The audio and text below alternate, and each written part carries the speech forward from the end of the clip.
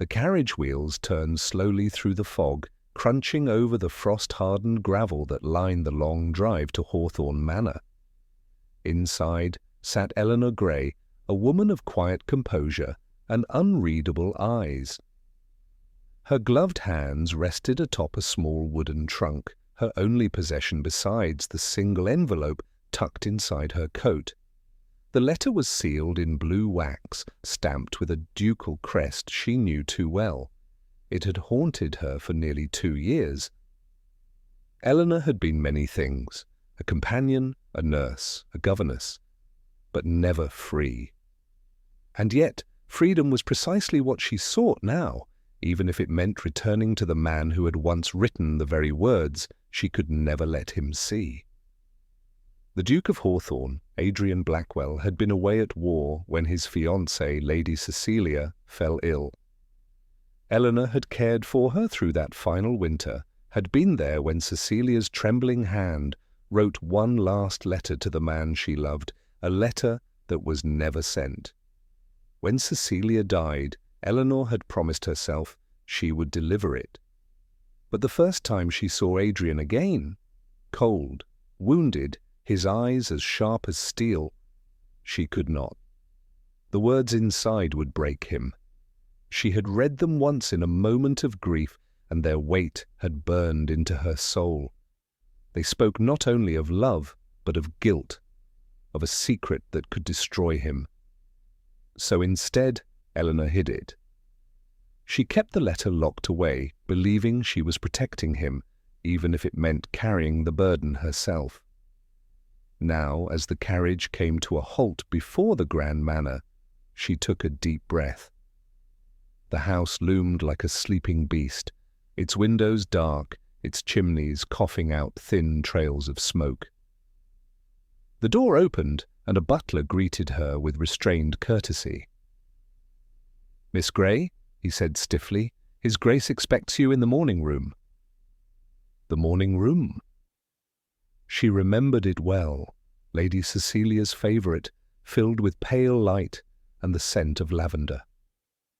Eleanor followed the servant inside, her heartbeat loud in her chest.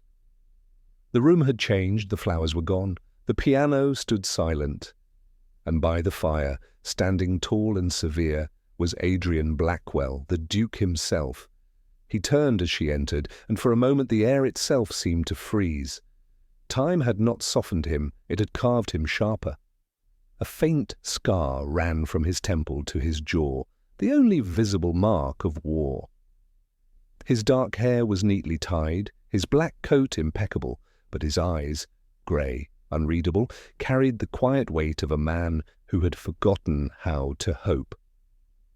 "Miss Gray," he said at last, his voice smooth but distant, "you come highly recommended. My niece Clara is spirited. I trust you can manage her." "Yes, Your Grace," she replied softly, curtsying with perfect precision. "I will do my best." He studied her for a moment longer, as though searching for something familiar in her calm expression. There was none. She kept her gaze low, her heart pounding beneath her corset. He could not know. He must never know. "You may find Hawthorne Manor quiet," he said, finally, turning back toward the fire. "We are not accustomed to guests." "Quiet suits me, Your Grace," Eleanor answered, her voice steady though her throat burned with old memories. A flicker of something, curiosity perhaps, passed across his face. Then he nodded. "Mrs. Landry will show you to your quarters." As she turned to leave, the faint crackle of the fire filled the silence. For a moment she thought she heard his breath falter, as though the air had shifted, as though he almost recognized her voice. But he said nothing. In her small cold chamber under the eaves, Eleanor unpacked her few belongings. When she reached for the wooden box at the bottom of her trunk, her hands trembled. She opened it. There it was, the letter, still sealed, still waiting. The candle flickered as she traced her fingers over the blue wax. She whispered to the empty room, "Forgive me, Cecilia. I cannot give it to him, not yet." Outside, the wind howled around the manor's stone walls, and from the corridor below came the faint echo of the Duke's footsteps. Steady, deliberate, and unbearably alone. And as the night deepened, Eleanor realized that her arrival at Hawthorne Manor was not an ending, but the beginning of a storm she could no longer outrun. Days passed, and Hawthorne Manor slowly revealed its rhythms. The Duke's household was one of silence and shadows, the kind where every clock ticked a little too loudly and every servant walked on air. Eleanor's mornings were filled with laughter that did not belong. The laughter of Clara, the Duke's young niece, a child of 8 with golden curls and a voice that could melt even the sternest heart. Clara adored her new governess within a week, clinging to Eleanor's skirts, following her through the gardens, and begging for bedtime stories by candlelight. From the window of his study, Adrian would sometimes watch them. He told himself it was curiosity, nothing more. Yet there was something disarming about the sight of Eleanor sitting in the garden, reading to the child as sunlight caught in her auburn hair. There was a gentleness to her that unsettled him. It was the same warmth Cecilia had once possessed, the same quiet strength. And it frightened him. He had returned from war a man of armour and ghosts. He had learned to command, to silence, to endure, but never to feel.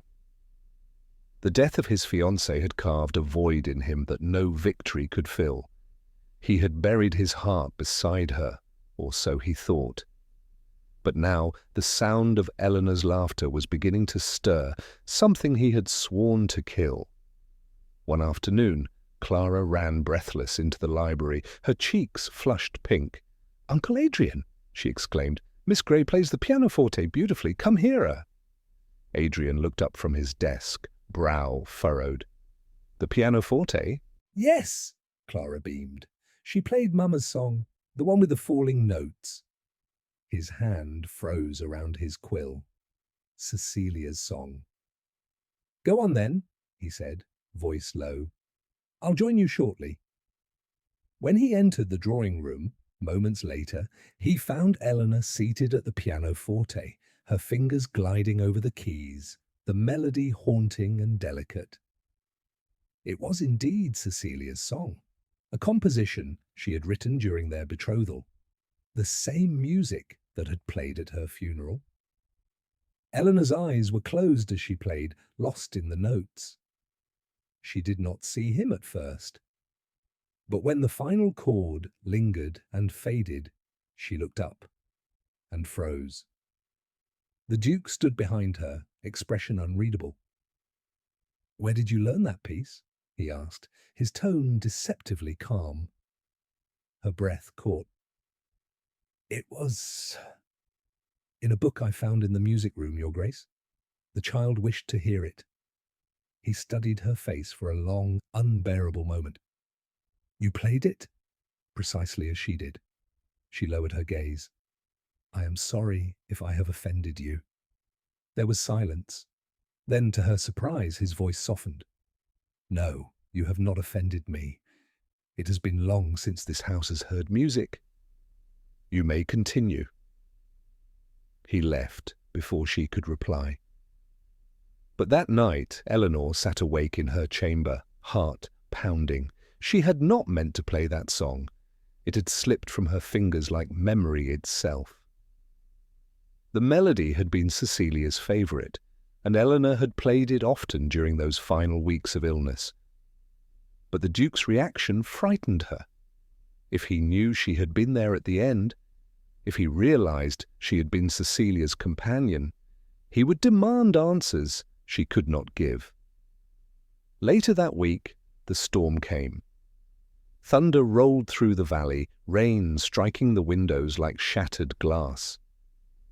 Clara was asleep upstairs, and Eleanor had remained in the library to tidy the books. She heard the Duke enter, his steps slow, deliberate. "Miss Grey," he said, his voice deeper in the stormlight, "I owe you an apology." She turned, startled. "An apology, Your Grace?" "For my silence. You have brought warmth back into this house. My niece laughs again. Even I find I no longer dread the morning." Eleanor felt her throat tighten. "You give me too much credit." "Perhaps," he said, stepping closer. "But I must ask, who are you truly? You seem to know this house too well. You play music that has not been touched since—" His gaze locked on hers. The firelight flickered between them. Eleanor's breath trembled. "I am no one, Your Grace, only a governess."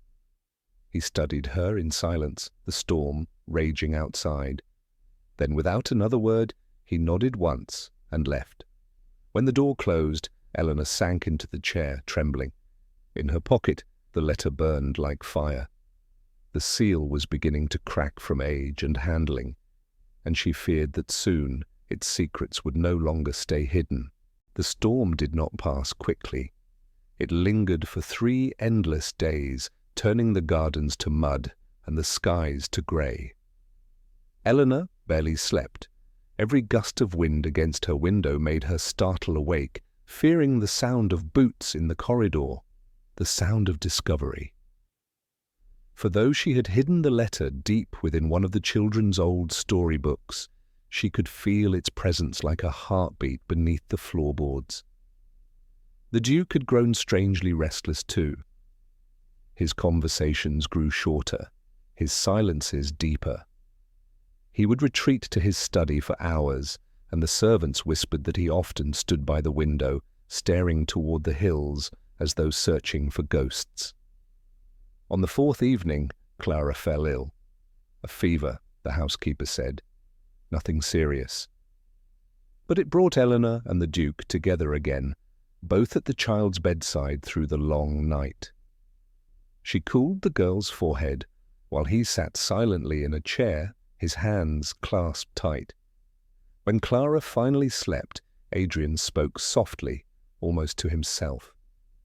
"You have courage, Miss Grey. You do not flinch from illness or sorrow." Eleanor looked up, startled by the gentleness in his tone. "Life teaches us not to," she whispered. "Then it has taught you much," he said. His gaze lingered on her face for a moment longer than propriety allowed, a silent admission neither dared name. When dawn broke and Clara's fever faded, the Duke stood and said, "You should rest. I'll take the morning with her." Eleanor nodded and returned to the library, her refuge, her undoing. The room was warm with the scent of old paper and smoke. She sank into the chair by the fire, exhaustion pressing against her eyelids. She meant only to rest for a moment, but sleep took her quickly. She did not hear the door open. Adrian entered quietly, holding a book in one hand, a worn volume of fairy tales Clara had asked for. He paused when he saw Eleanor asleep by the fire, the faintest smile touching his lips. The sight was disarming. Her hair loosened, one hand resting on the arm of the chair, the other curled around a closed book on her lap. He stepped closer. The fire crackled, a log shifting. His gaze fell upon the book she held. It was not one of Clara's. Its spine was cracked, its cover faded. A household ledger, of all things.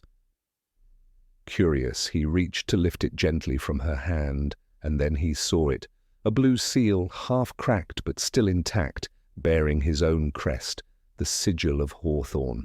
The blood drained from his face, his hand trembled. He knew that seal. He had sealed that letter himself. The night before he left for war, the night he wrote his confession to Cecilia, no one should have had it. It had vanished after her death, along with a piece of his soul. And now, here it was. In the hands of the governess he had begun to trust. His breath came sharp. The sound stirred Eleanor awake. She blinked, saw his face, the letter in his hand, and all colour left hers. "My lord, what is this?" His voice was quiet, deadly calm. She rose, trembling. "Please, let me explain." "Explain?" His voice cracked like thunder. "You hid this from me. You read it, didn't you?" She flinched. "Once, only once. I swear it was not—" "Not deceit?" His tone sharpened. "You kept my words, my grief, like a secret to own. You've lived beneath my roof with lies between us." Tears filled her eyes. "I wanted to protect you." He laughed bitterly, a sound of heartbreak disguised as fury. "Protect me? By what right? That letter was my confession. My shame. You had no right to decide what I should face." Her voice broke. "She asked me to." He froze. "What did you say?"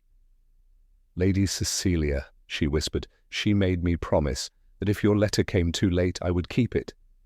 She didn't want your heart to die with hers. She wanted you to live, to heal." Silence fell. Only the fire dared speak. Adrian stared at her, the rage draining from his face, replaced by something far worse, disbelief. "You were there," he said slowly. "At her deathbed." Eleanor nodded, tears slipping down her cheeks. "Yes, my lord. I held her hand when she spoke your name." He looked at the letter again, at the trembling seal, at the faded ink he had written in a different life. And then he looked at her, the woman he thought a stranger, now revealed as the last link to everything he'd lost. "Leave," he said finally, voice breaking, "before I forget myself completely." She took a step forward. "Please, go!" The shout echoed through the hall like a blow. Eleanor fled, her sobs swallowed by the storm outside. The Duke remained, the letter clutched in his shaking hand, staring into the fire as if it could burn away what had been lost, and what he feared to feel again. The night that followed was long and hollow. The fire in the library burned low, and still Adrian sat unmoving, the sealed letter trembling in his hands. Rain streaked the tall windows, blurring the world beyond into silver ghosts.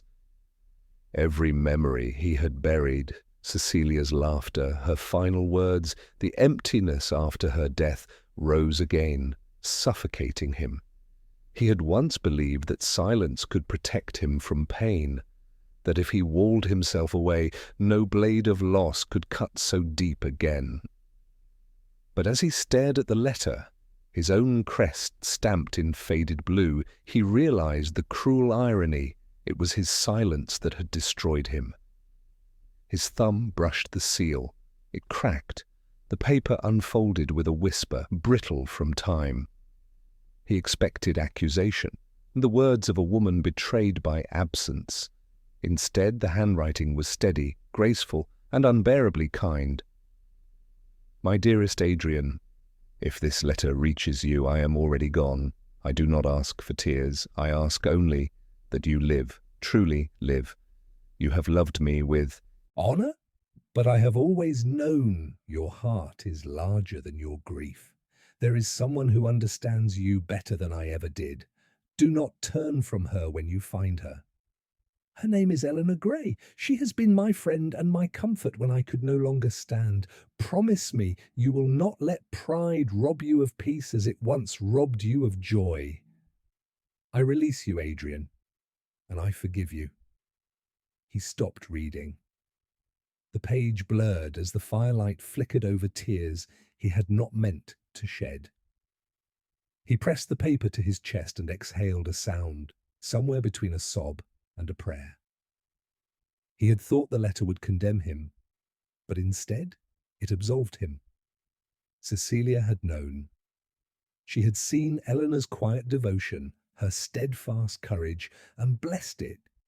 He had spent all this time chasing ghosts when love, real, living love, had been standing before him, trembling with truth. Outside, the storm began to fade. When dawn broke, pale and uncertain, Adrian rose from the chair. He looked like a man who had fought a battle through the night and emerged scarred, but free. He folded the letter carefully, slipped it into his coat, and left the library. The servants watched in silence as their master strode through the halls, boots echoing against the marble, his face pale with purpose. The housekeeper tried to speak, but he raised a hand. "Where is Miss Grey?" "She left before sunrise, Your Grace," came the hesitant reply. The carriage was bound for the post road. Adrian didn't hesitate. He was already halfway to the stables before the sentence finished. The horse's hooves struck sparks from the cobblestones as he rode through the fog-drenched countryside. The morning light was thin, the air sharp. He searched every turn of the road, every passing coach. At last, on a narrow lane flanked by bare trees, he saw it, a plain carriage trundling toward the village, and a familiar figure inside, her face half hidden by the veil. "Stop!" he called out, his voice echoing through the mist. The driver pulled the reins in shock as the Duke dismounted and strode forward. He wrenched the door open, and there she was. Eleanor, her eyes red from weeping, her hands clutching her cloak as if it were armor. "Your Grace," she whispered, startled. "You should not—" He silenced her with a single gesture and pulled the folded letter from his coat. "You kept this to protect me," he said quietly, "and I threw you from my house for it." Her lips trembled. "I never meant to deceive you. I thought if you knew the truth you'd—" "Hate you?" he finished. "No, Eleanor. I think I have done enough hating for one lifetime." She blinked up at him, disbelief softening into something more fragile. Hope. He stepped closer, his voice low, unsteady. "Cecilia wrote of you in this letter. She wanted me to live, to find peace in you. She knew your heart before I ever did." Tears filled Eleanor's eyes. She blessed it." "She did," he said, "and I would dishonor both her memory and my own heart if I let you go now." He reached out, brushing away a tear that had slipped down her cheek. "You have carried my ghosts long enough, Eleanor. Let me carry yours now." For a moment, neither spoke. The morning light broke through the mist, painting the scene in gold and silver. Then she nodded, her voice barely a whisper. "Then carry me too." He smiled, the first true smile in years, and helped her down from the carriage. As they stood there on the quiet country road, the world seemed to hold its breath. The Duke, who had vowed never to love again, took her hand, not as a master, but as a man reborn. They returned to Hawthorne Manor before nightfall. The fire was lit once more, and in its warm glow, Adrian placed the letter in the hearth. The parchment curled, the ink darkened, and the blue seal melted into gold. Eleanor watched silently, her hand in his.